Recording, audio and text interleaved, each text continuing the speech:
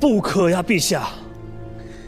镇海军乃是京师东面的一道屏障，一旦吴越被蒙，镇海军乃是我大唐抵御吴越大军的最后一道防线呀！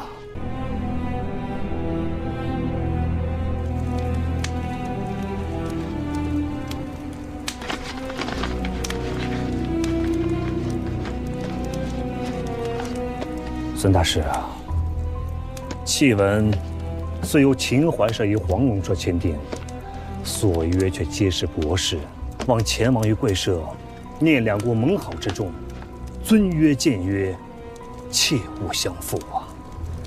内汉宽心，自今日起，大唐东侧之兵与我吴越之兵同，不论饮食、衣帽、甲械，绝不让众将士受积馁寒孤之苦。这弦月过后啊，某在此处设宴，款待盟邻，详细商讨军资供给之事。诸军之袍泽，便是在下之袍泽；诸军之饥寒，便是在下之饥寒。诸军但有所求，只管来寻我黄龙社。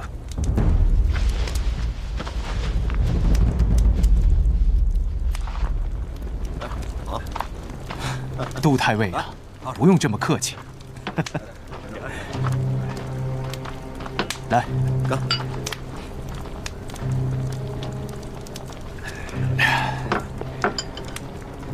杜太尉啊，这往日里江面上的生意，全都拢在秦淮社手里。咱们黄龙社连拜佛都寻不到门路啊，当真是苦之久矣。哎，不必理会李元清那条老狗。裴云长、建都那般人，都是疯子，说不得人话，做不得人事。大事若有所营生，只管来江阴寻杜某说话。江面上的事体，杜某可当得半个家。这泰州的盐麻，常州的稻米，在平安京那是卖得极好的，走一趟，能有3、5倍的利呀。承蒙太尉不弃，多的孙某不敢许，但1成5的利，太尉还是当的。才1成5啊！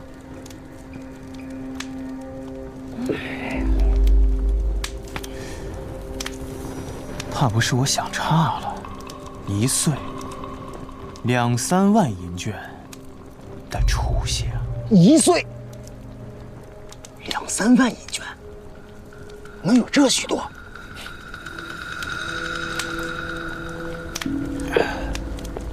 海贸之利，原就是如此。李元清这老狗，这几10年下来，怕不是积了几百万家资了。哼，那不至于。海船不能入江，江船不能出海，往来贸易需要在海口处换船。秦淮社的江船多，黄龙社大都是海船，江面上浅滩多，生怕搁浅，不敢轻易进来。包在某家身上，水军里的战船不能动，余出来的63艘货船，单个尽属于你。某是讲究人，不白吃你1成5的份子。来，来，既然如此，太尉，孙某便谢过太尉。干！王师南来，主力自荆州顺流东下，关节点在采石矶。河道上的船行得慢，许多时候是要靠潜伏的。江都县曾经是南唐的东都，镇海军水寨与之隔江相望。江都一旦增兵，必然瞒不过江阴的驻军去。大伯父说得是，孤儿入取江阴，不可明知正兵，只能偏师夜行。是以此番取了重名。正是。有崇明屯粮在，必不使江都之君有积馁之苦。如玉先生，此番又要劳烦先生了。魏王前去，臣之本分。我在你这个年纪的时候，正好做了贺征旦的副使。此事是由你一手筹划，此番便由你替孤走一遭京师。诺。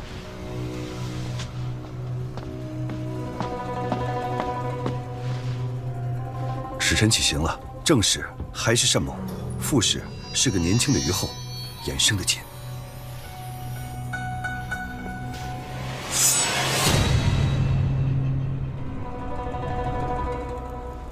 陛下到。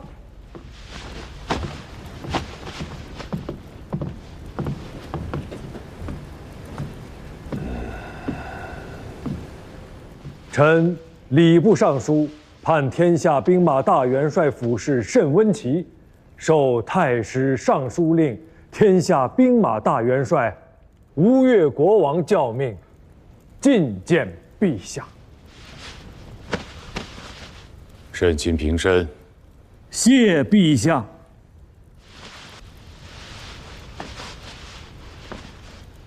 前王安否？蒙陛下垂问，我王安健如昔。好。少年郎，近前来。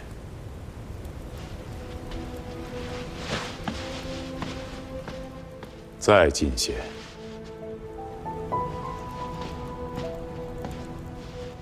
小侄前为至，觐见官家伯父。大郎君不可失仪。无妨。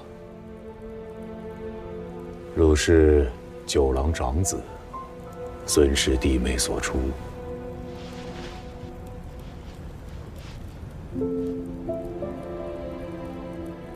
小侄入京前，家父有言：陛下是天子，亦是吾兄，如可续家礼。家父之命，小辈不敢违。果然有九郎昔日的风范。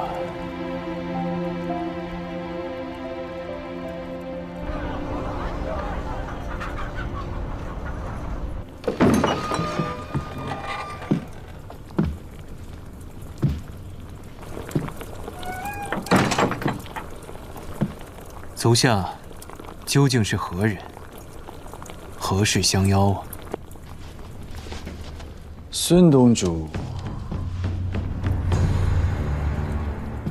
别来无恙。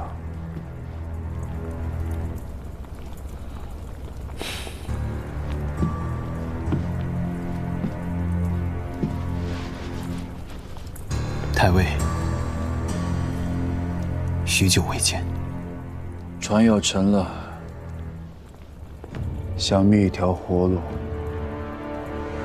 秦淮社名震江南，为东南3大社之一。如此大一桩富贵，这李元清为何要投献于我？此老是个明白人。南唐有灭国之威，覆巢之下，绝无完卵。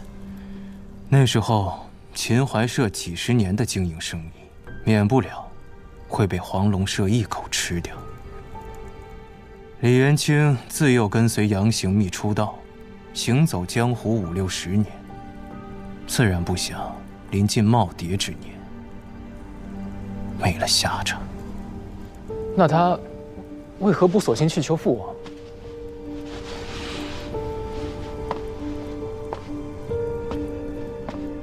这正是其精明之处。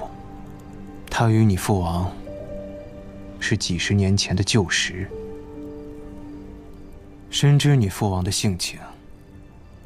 若真的将秦淮社交在你父王手中，以你父王的性情、手段，只怕不足1年半载，这偌大的营生人事，便会被吃得干干净净，捐地不剩。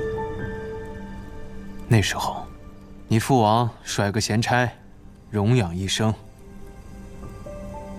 这不真成了失了爪牙，没了羽翼的大虫。小子，你有几成把握？若是将镇海军的老将郑彦华算进去，臣的胜算实在只有5-5之数。若不将郑彦华算进去，臣有10分把握。难怪九郎喜欢你，果然有些英雄气。我若是九郎，当以汝为世子。如此英雄人物，我又如何能驱使得动啊？你是吴越世子，身份贵重无比。这等庞杂琐细之事，又何须劳动到你啊？你只需稳稳当当的坐在世子之位，收了这李元清做臣属，其他的且看阿舅来为你侍卫。不出2年，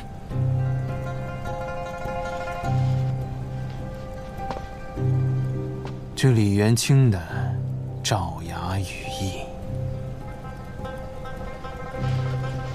便都会是你吴越世子的爪牙羽翼。臣认为，臣与潘美率师顺流而下，克采石矶，以此处作为水陆两抹中转之枢要，不取江右6州，只管所入江面，使南唐水师不能南北之应，迫使李氏取金陵以东之兵西援。只要郑彦华的镇海军西调，江东便可一鼓而定。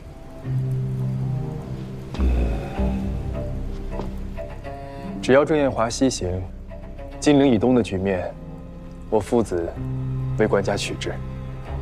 从崇明往江都运粮，须得有能在长江上运行的江船。还得在常州军和江阴军的眼皮子底下呀。官家勿忧，这2支兵皆已在我父王袋子里了。只要将这2支兵牵制在常州左侧，北面的王师登船渡江，与大王会师于江阴，便是一片通途啊！偌大的局面压在阿平一个人身上，他能挑得起来吗？大王常言，阿平有中宪王之风。依臣等所见，倒还是似大王少年时多些。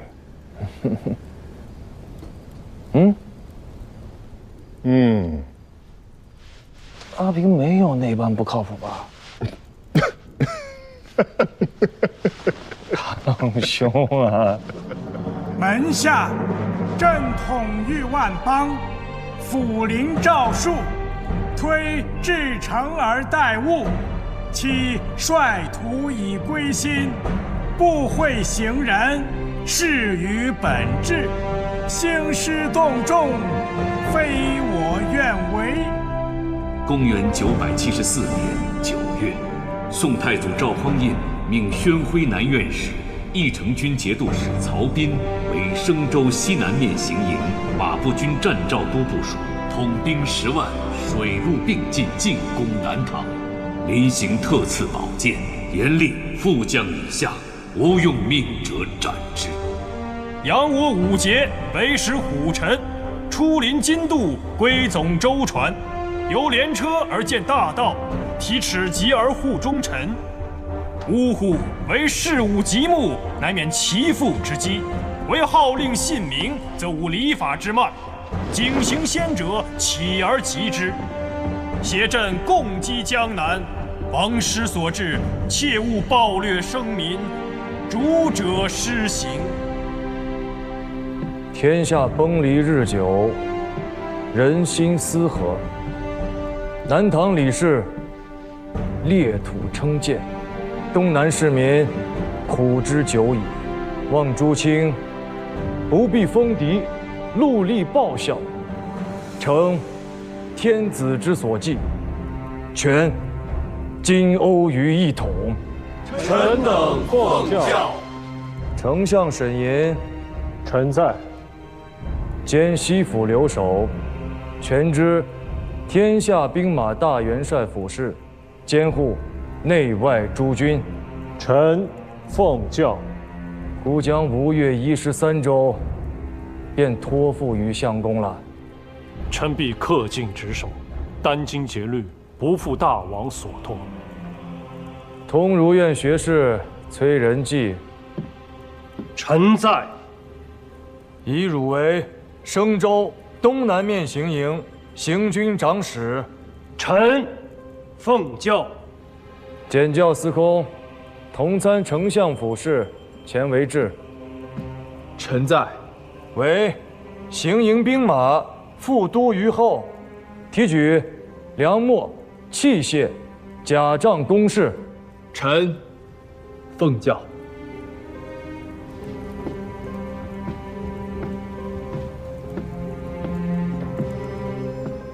自古誓师出征之日起，以世子钱维俊行监国事，护持玺印。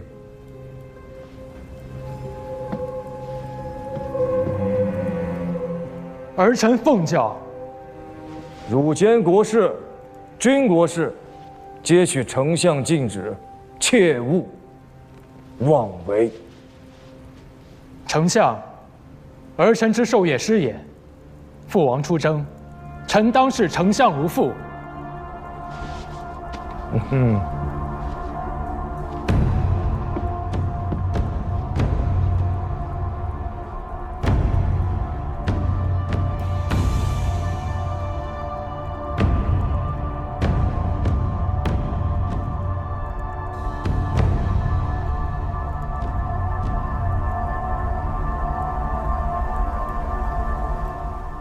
恭贺世子殿下荣任监国，确是意外之喜，本不曾敢指望。毕竟，殿下是大王的儿子。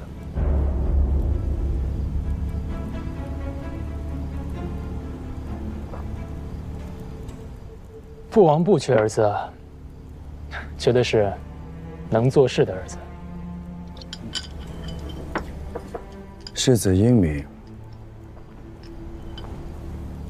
大王要的不是循规蹈矩、坐困愁城的蜀后主，而是能遮蔽东南千万里江山的孙仲谋、刘季。老将军说的是大郎兄吧？大郎君确实出类拔萃，只是可惜他不是世子。老将军说的是。此番监国，我必当振作，不使父王忧心国中之事。国是由沈相公，无论是兵马钱粮，还是官吏迁用，皆是王权之根本。世子如今只是代行王权而已，诸事要避嫌疑。老将军的意思是，我这个监国的世子，什么都不做，才是最好的。提调兵马，筹措钱粮，选用官吏，这3桩事情，于吴越国中，以谁为能呀？提调诸军，父王之下，以大伯父为能；筹措钱粮，以大郎兄为能；选用官吏，以沈相公为能。那世子自认为能比他们做得更好吗？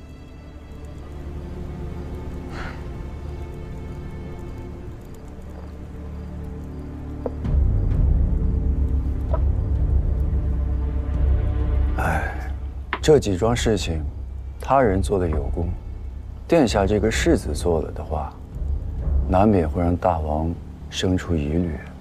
父王并非心胸狭隘之人。世子须知，大王与你不仅仅是父子，更是君臣。老将军说的是，这些贴己话，阿舅从来不会跟我说。沈相公虽名为世子师，却只肯在公事上教我，其余事多说一句都是不肯的。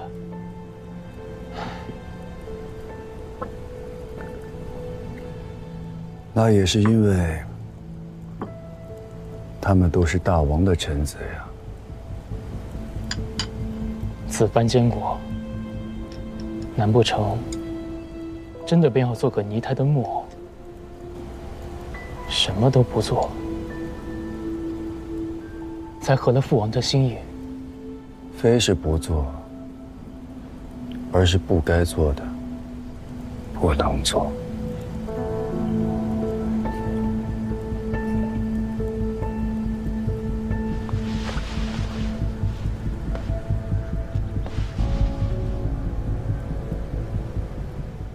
则能院奏请，去岁大比重事者23员，其中9人发为县尉，11人录入部院为令史，另有3员才学卓异，入相府为舍人。相公以为呢？臣等合议，不为州县，无以治台阁。相府舍人之缺，已以诸县令丞进补。大比卓异者，可发为清明官，以识民生之疾苦，庶务之从挫。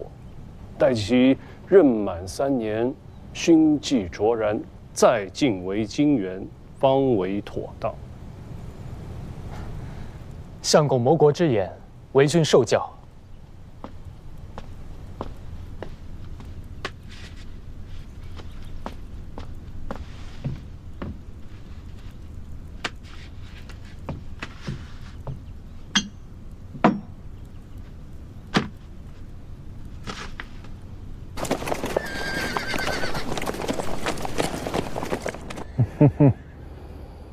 哎呀，阿俊如今也小事了，监国做的是有模有样。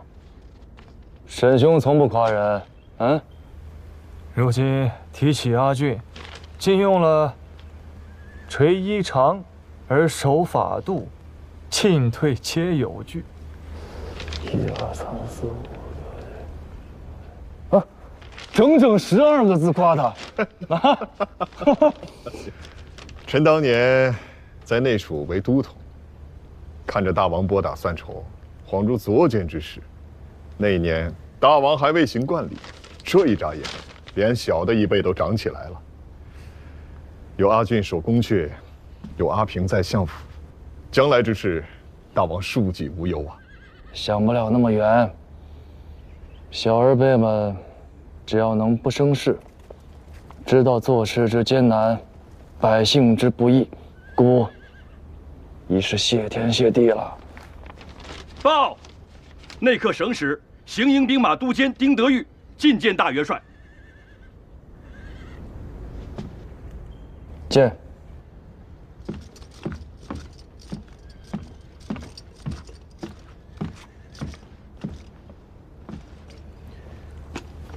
参见元帅。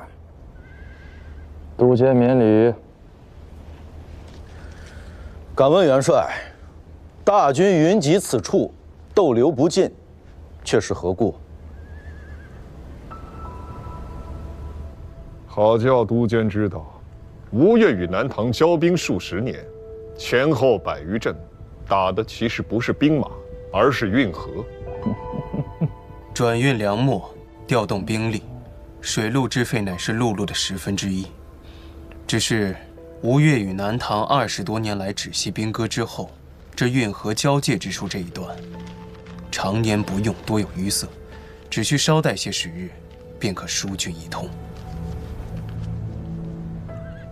敢叫元帅知道，某家自从追随当今天子以来，临阵交兵，斩将夺旗，入川灭蜀，平定康贼之乱，身上的官爵禄位，可都是靠着2条腿，一步一步打出来的，却未曾听闻少了这运河船桨，却打不得仗的道理。都监虽是天子近臣，亦不得在大王驾前无礼。丁德裕，你是天子吗？元帅，此言何意？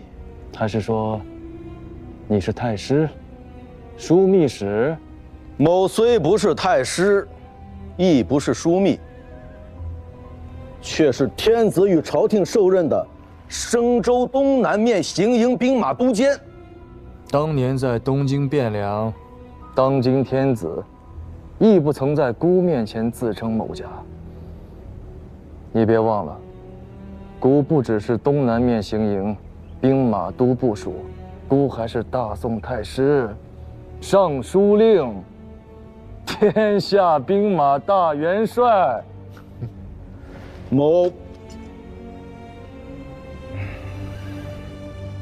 末将并不敢对元帅无礼，只是临行之时，受天子与朝廷所托，不敢怠慢军务，贻误军机。哦，受天子所托，拿给他看。你自家看清楚了，这上面是谁的字？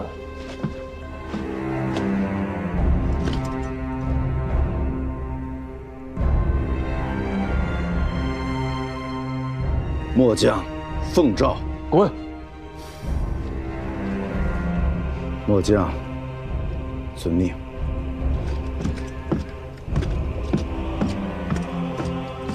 大王，此人虽不足大，却是天子和朝廷遣入军中的，需防着他受了羞辱，回京之后怕是无妨。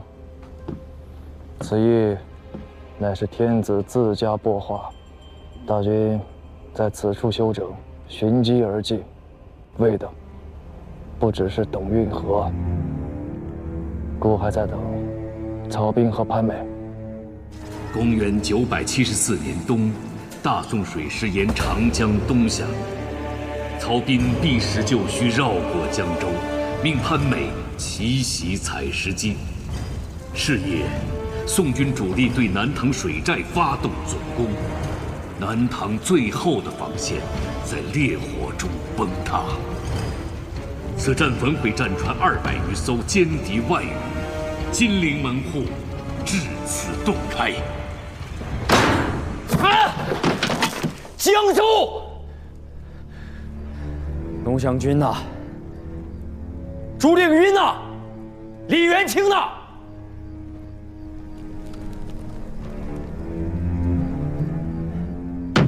谁能救得了江州？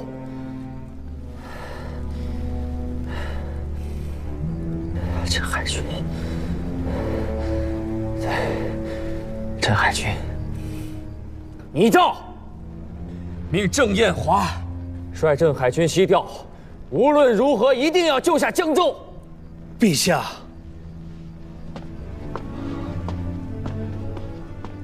不可呀！陛下，镇海军乃是京师东面的一道屏障，一旦吴越被蒙，镇海军乃是我大唐抵御吴越大军的最后一道防线呀！前世怎么会被蒙？前王那里亲家不是说万分妥当吗？崇明镇不是已经割出去了吗？镇海军等3军的粮饷、甲胄、器械，不都是由那吴越的黄蛇在供给的吗？陛下，防人之心不可无呀。与吴越盟约是一回事，整顿军备、防其觊觎是另外一回事。京东之地，如今有3军镇守。故而前王才会屯兵于苏州，与宋国虚与委蛇。若是将镇海军西调，京师东面门户大开，前王的心思便难料。那你说怎么办？当初要朕割让崇明，以结好前世的是你；如今不让镇海军西调，以防备前世的还是你。话都让你说尽了，朕还能怎么办？陛下勿恼，前王的心思，其实一试便知。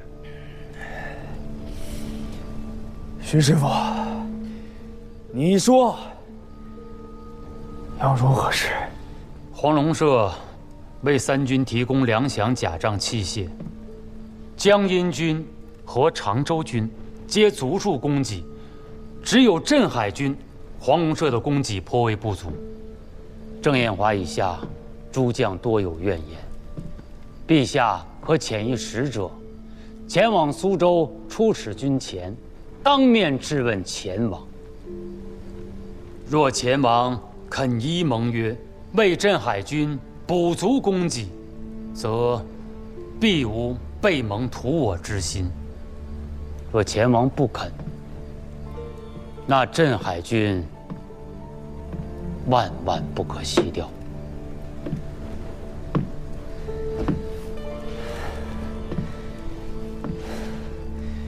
徐师傅，这才真的是谋国之言。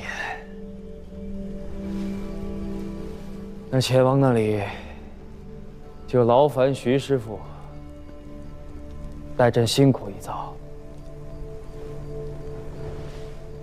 诺。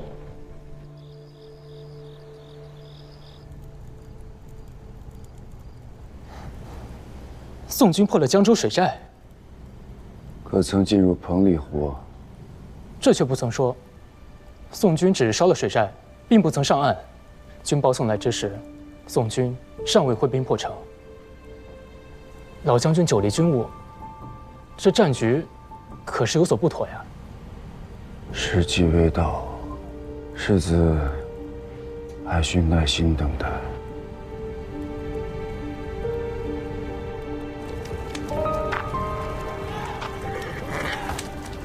前王不肯见老夫。5月一军13州，举国皆为宋臣，而今两国交兵，若大王见了徐公，便是叛国之罪。徐公，请回吧。背信弃义呀！背信弃义！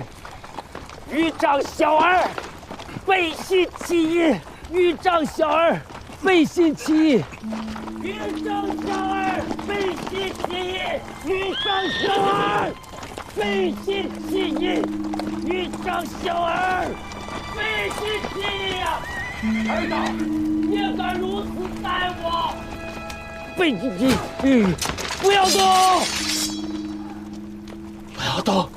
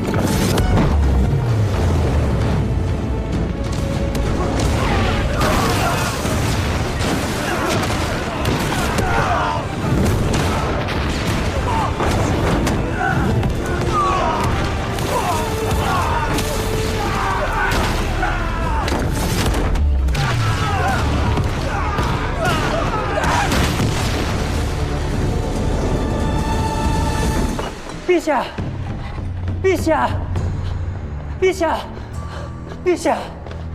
采石矶，采石矶！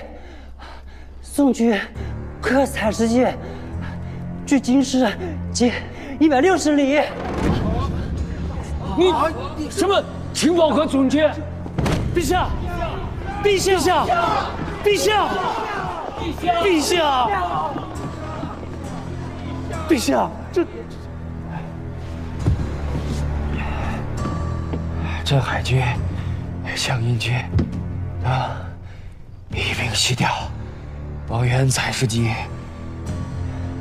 郑彦华白河州兵马都部署此前缘。陛下，陛下。下！陛下！陛下！陛下！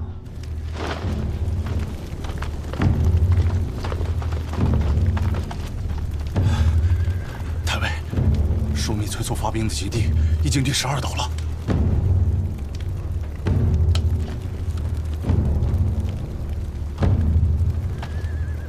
要死的人，一刻都等不起。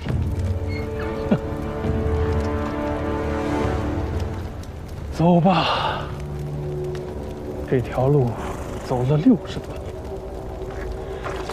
年，也该走到头了。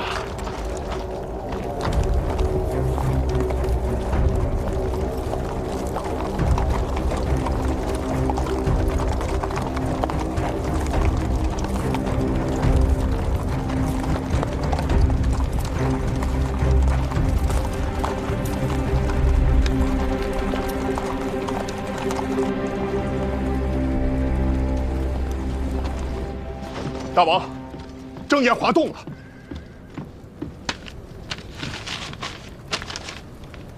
镇海军全军皆动，镇海军、江阴军都动了。图。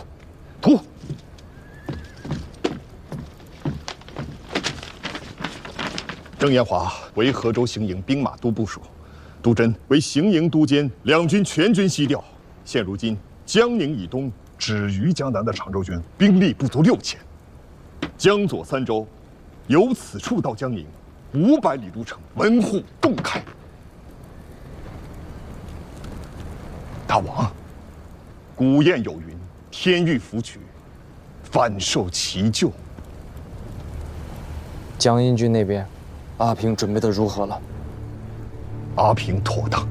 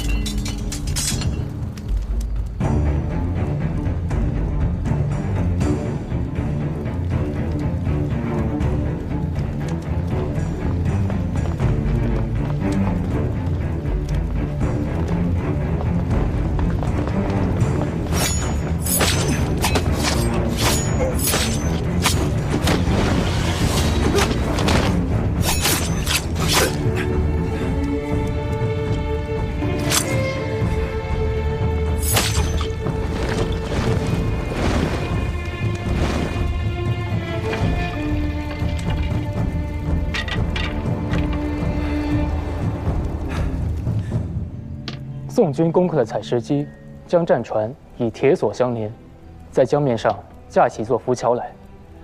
南唐朝廷拜镇海军节度使郑彦华为河州行营兵马都部署，将镇海军、江阴军尽数西调，以支宋军。老将军，老将军，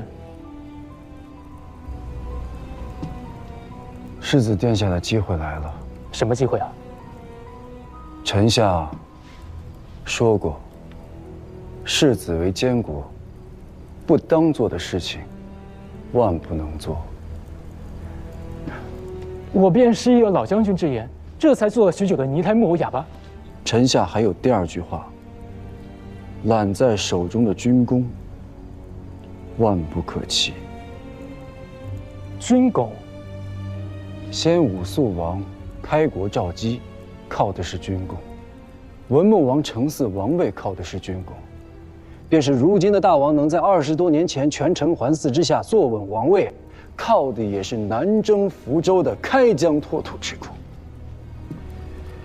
天下纷乱，一锤100年，兵强马壮者为天子，当了世子，未必能做吴越的大王；进了相府参知政事，也未必能继任得这东南之主。能决定大王身后大位的，只有军功。大郎兄在军前，要立军功也是他最得便。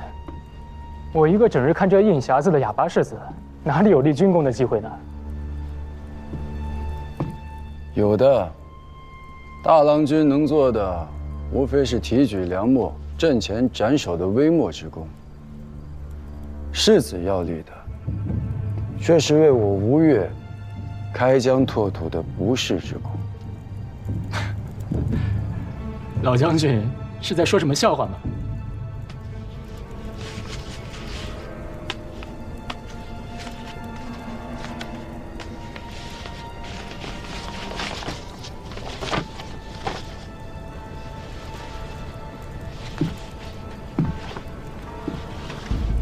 世子，请看，宋军已然攻克江州水战，大江南岸的江州、池州、歙州、洪州、饶州、信州，此时必然军心浮动。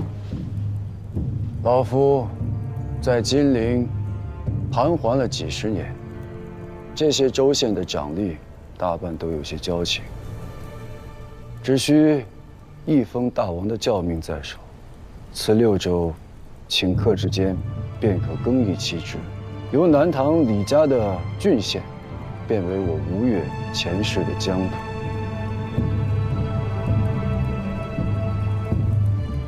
老将军切莫说笑。